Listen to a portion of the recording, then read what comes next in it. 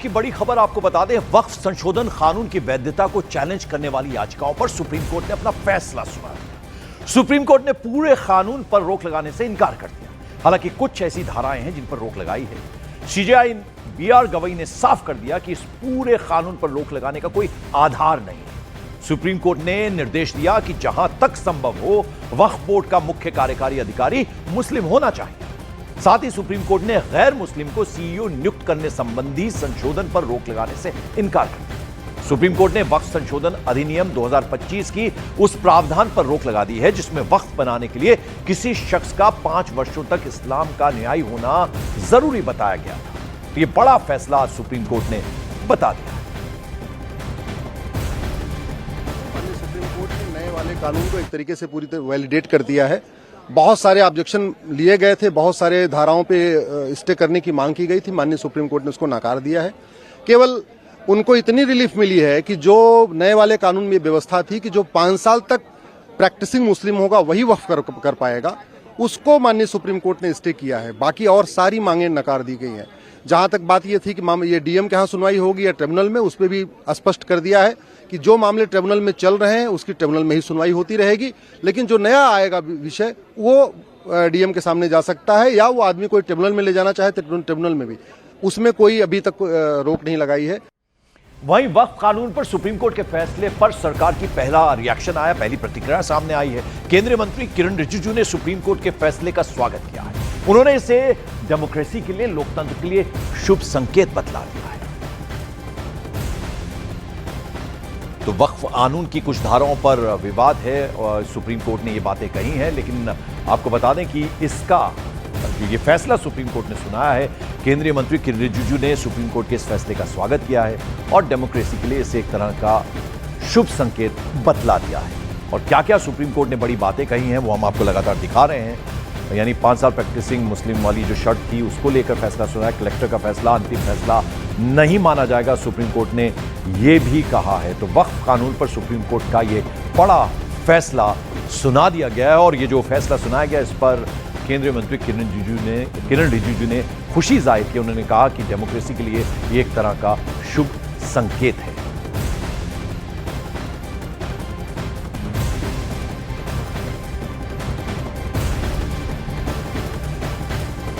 और ये जो फैसला आया है इसको लेकर क्या क्या आपत्ति है और क्या कुछ और कहा गया इस फैसले के बारे में, तो आपत्ति क्या है? वक्फ संशोधन कानून लागू हो या नहीं, ये सभी प्रावधानों पर रोक से इनकार सुप्रीम कोर्ट ने किया है। 5 साल इस्लाम का अनुयायी होने की शर्तों पर रोक है और वक्फ की संरचना पर सवाल उठा ले गए हैं। यानी जो आपत्तियां जताई गई हैं वो हम आपको बता रहे हैं। यानी सुप्रीम कोर्ट ने जो फैसला सुनाया है उस पर क्या क्या आपत्तियां जताई गई हैं उनके बारे में हम आपको बता रहे हैं।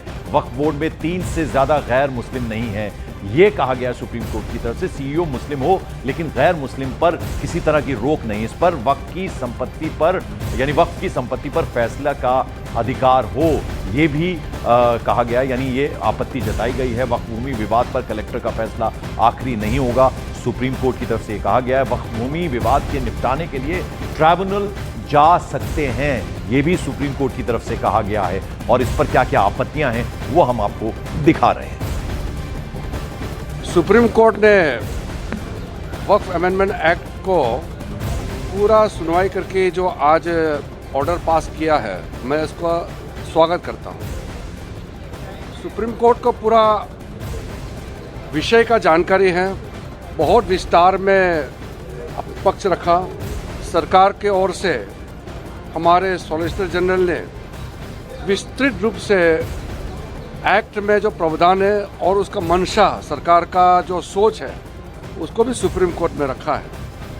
और मैं मानता हूं कि सुप्रीम कोर्ट का जो बेंच ने जो तय किया है, ये हमारा लोकतंत्र के लिए भी बहुत अच्छा शुभ संकेत है। डेमोक्रेसी के लिए शुभ संकेत है, किरण रिजिजू ने कहा। लेकिन समाजवादी पार्टी के नेता अबू आजमी है, उन्होंने सुप्रीम कोर्ट के आदेश पर असंतुष्टि जताई है। क्या कहा उन्होंने, जरा उनकी बात भी आपको सुना दें। सर, जो फैसला आया है सुप्रीम कोर्ट के हिसाब से, क्या लग रहा है आपको? नहीं, देखिए ऐसा है कि अभी बहुत जल्दी है बोलने में। अभी हमने पूरा जजमेंट पढ़ा नहीं है और हमारी जो उसके जिम्मेदार हैं मुस्लिम पर्सनल लॉ बोर्ड, इन लोगों से हमारी डिस्कशन भी नहीं हुआ है। लेकिन मैंने जहाँ तक देखा है, मैंने ऐसा है कि नए मुसलमान जो कोई कन्वर्ट होकर मुस्लिम बनता है 5 साल तक वो वक्त में नहीं कुछ कर सकते, और वो प्रैक्टिसिंग मुस्लिम होना चाहिए। अब प्रैक्टिसिंग मुस्लिम कौन तय करेगा? ये तो कोई मतलब ही नहीं हुआ। ये प्रैक्टिसिंग मुस्लिम है या नहीं है, ये तो उसकी अपनी पर्सनल चीज़ है। और थोड़े हिस्से पर उन्होंने रोक लगाई। कलेक्टर को जो है ना, उन्होंने पूरी ताकत दे दी है। कलेक्टर तय करेगा कि ये ज़मीन वक्फ की है कि नहीं है। ये इससे जो है ना कलेक्टर को ताकत मिलेगी, और कलेक्टर जो है सरकार का आदमी होता है। कलेक्टर जो है, जो सरकार कहती है वही कलेक्टर को 10 बार सरकार को सलाम करना पड़ता है। पुरानी ज़मीनें जिन्हें वक्फ माना जाता था, जिसे कागजात नहीं मिल रहे हैं, वहाँ डिस्प्यूट है अभी कि उसे वक्फ नहीं माना जाएगा।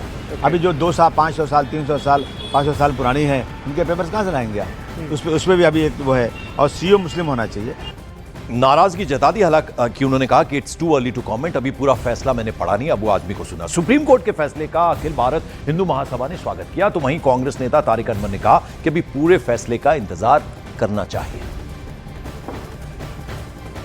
जिस प्रकार से आज माननीय उच्चतम न्यायालय ने अपने अंतरिम आदेश में जो फैसला दिया है वक्फ बोर्ड को लेकर के, अखिल भारत हिंदू महासभा इसका स्वागत करते हैं। जिस प्रकार से गरीब, परेशान, दबे हुए, कुचले हुए मुसलमानों के हक में ये फैसला है, ये एक बहुत ही बेहतरीन कदम है। कि अभी फौरन कोई टिप्पणी करना मुनासिब नहीं होगा जब तक पूरा जजमेंट, पूरा फैसला नहीं आ जाता है, और उसको हम लोग देख लेंगे, पढ़ लेंगे, उसके बाद ही कोई कमेंट करना मुनासिब होगा। और प्रधानमंत्री नरेंद्र मोदी आज बिहार के दौरे पर रहेंगे। कुछ ही देर में प्रधानमंत्री नरेंद्र मोदी बिहार के पूर्णिया पहुंचने वाले हैं। यहां वो हवाई अड्डे के नए टर्मिनल का उद्घाटन करेंगे। इस दौरान प्रधानमंत्री करीब 36,000 करोड़ रुपए की विकास परियोजनाओं का शिलान्यास करने वाले हैं, उद्घाटन करने वाले हैं, जिनमें आपको बता दें 4 नई ट्रेनों को हरी झंडी भी दिखाना शामिल है। इसके साथ ही साथ प्रधानमंत्री नरेंद्र मोदी राष्ट्रीय मखाना बोर्ड का शुभारंभ भी करेंगे। इससे किसानों को सीधा फायदा मिलेगा। तो ये दौरा जो है प्रधानमंत्री का, पूर्णिया में प्रधानमंत्री पहुंचने वाले हैं, अब से कुछ ही देर में पहुंचेंगे। 36,000 करोड़ की जो डेवलपमेंट की परियोजनाएं हैं, उसकी एक तरह से सौगात देने वाले हैं।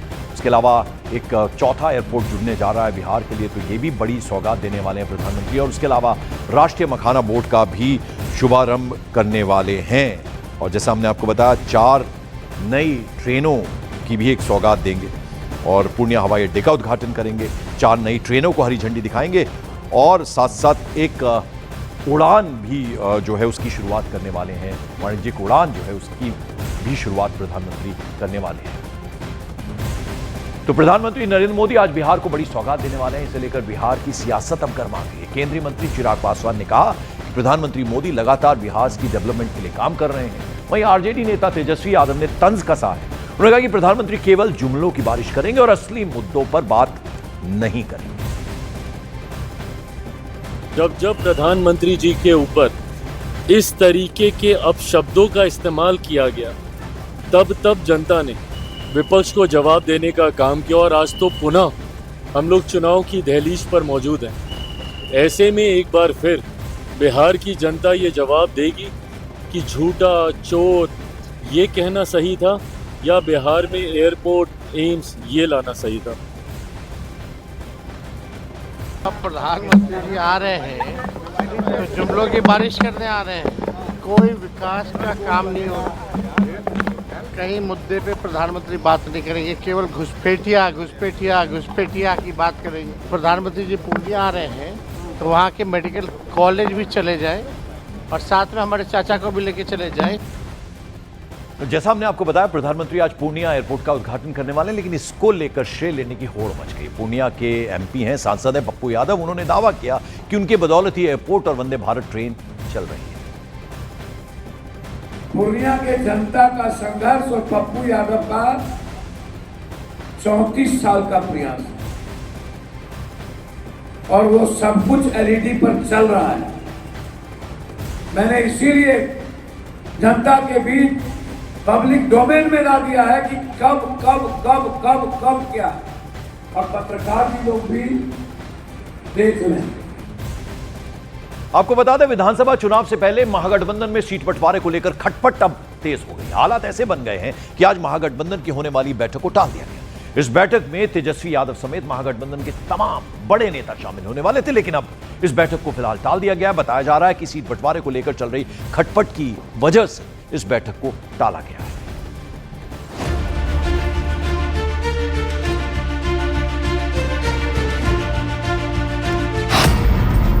बिहार में बिखर जाएगा महागठबंधन।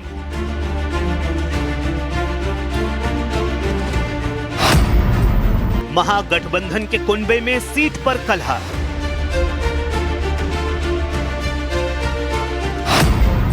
चुनाव से पहले टूट जाएगी तेजस्वी राहुल की जोड़ी।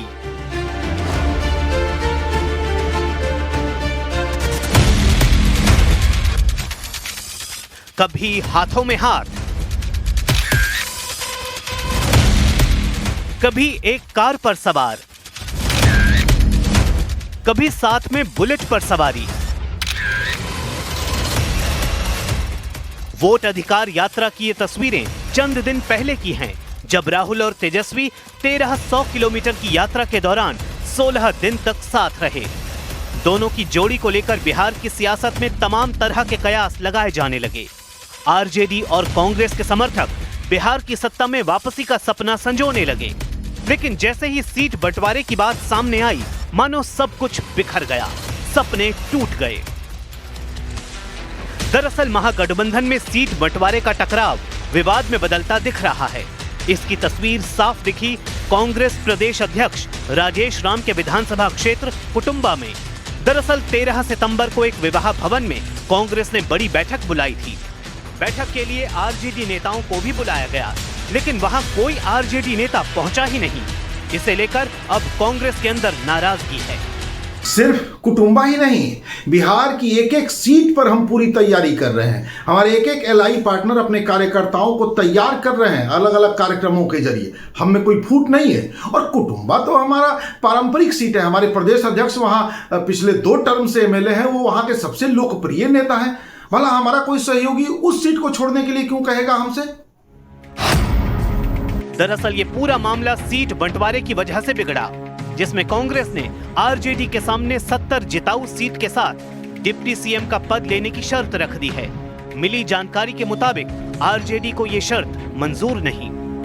इन सारी सियासी उठापटक के बीच सोमवार को सीट बंटवारे को लेकर पटना में महागठबंधन की बुलाई गई बैठक रद्द कर दी गई, जिसमें तेजस्वी समेत बिहार महागठबंधन के तमाम बड़े नेता शामिल होने वाले थे। 13 सितंबर को कुटुंबा के जिस भवन में बैठक के लिए आरजेडी का कोई नेता पहुंचा नहीं था, अब उसी भवन में आरजेडी सम्मेलन करने जा रही है। सीट बंटवारे पर सब फैसला हो चुका है। एनडीए से पहले इसकी घोषणा महागठबंधन की ओर से हो जाएगी। जहां तक सवाल है कि राजद का नहीं पहुंचा कांग्रेस के कार्यक्रम में, हम गठबंधन में हैं, दल अलग अलग हैं, हर दल का अपना अपना कार्यक्रम है। जब गठबंधन का कार्यक्रम बनता है तो सब दल एक साथ होते हैं। अभी वोटर अधिकार यात्रा में सब लोग थे गठबंधन के। अब श्री तेजस्वी यादव जी बिहार अधिकार यात्रा में निकल रहे हैं कल से।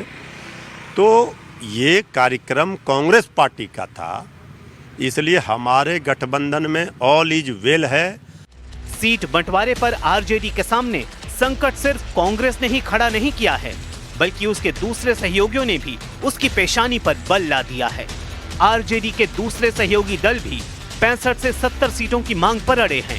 तो वहीं लोकसभा चुनाव के दौरान तेजस्वी के साथ हेलीकॉप्टर में मछली पार्टी करने वाले वीआईपी पार्टी के मुकेश साहनी भी 60 सीटों के साथ डिप्टी सीएम पद की उम्मीद पाले बैठे हैं।